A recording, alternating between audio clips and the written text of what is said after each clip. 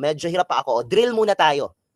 Ito, ano, sabihin kung diptongo or hindi. Buhay.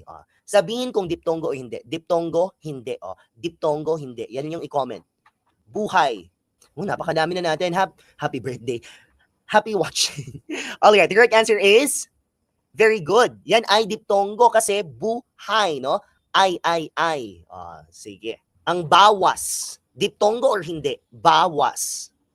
Hindi, no? Para lang siyang diptongo, no? Para siyang diptongo kasi may aw kung titingnan mo, pero hindi siya diptongo kasi nga aw, iw, oy, pero sa pagbigkas ng pantig, sa loob ng pantig, no? Hindi mo naman sasabihing bawas, no? Hindi mo naman sasabihing bawas. Paano mo yan bigkasin?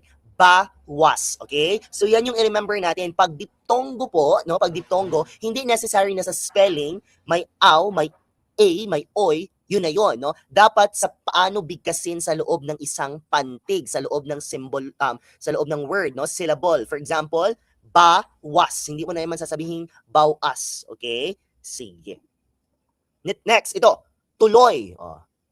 Nasa huli po ba dapat ang aw, ang W at Y? Hindi necessary. Basta pwede siyang nasa gitna or pwedeng nasa hulihan as long as yung pagbigkas mo sa pantig ay merong aw, iw, oy. Okay? Basta sa loob ng pantig ang bigkas niya ay may patinig at malapatinig. Tuloy, okay? Tuloy. Pero ito, sisiw, diptongo pa rin. Araw, alam natin ang araw, diptongo. Pero ito, kaarawan. Kaarawan. Diptongo or hindi? Kanina, ang araw, diptongo.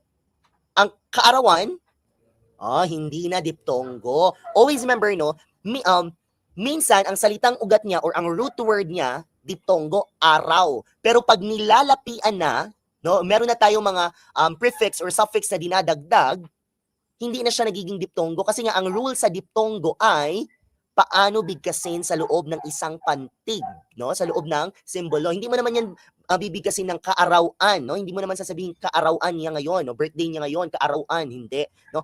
Kaarawan niya ngayon. So, hindi siya diptongo. Pero ang araw kanina, diptongo. Kasi, pagbigkas mo, araw. Pero ito, kaarawan. Hindi siya diptongo. Ito, aliw.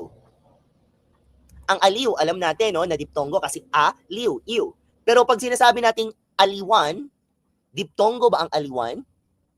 Hindi rin, no? Hindi rin kasi aliwan. Aliwan ka magbigkas niya, no? So, yan ay hindi rin diptongo.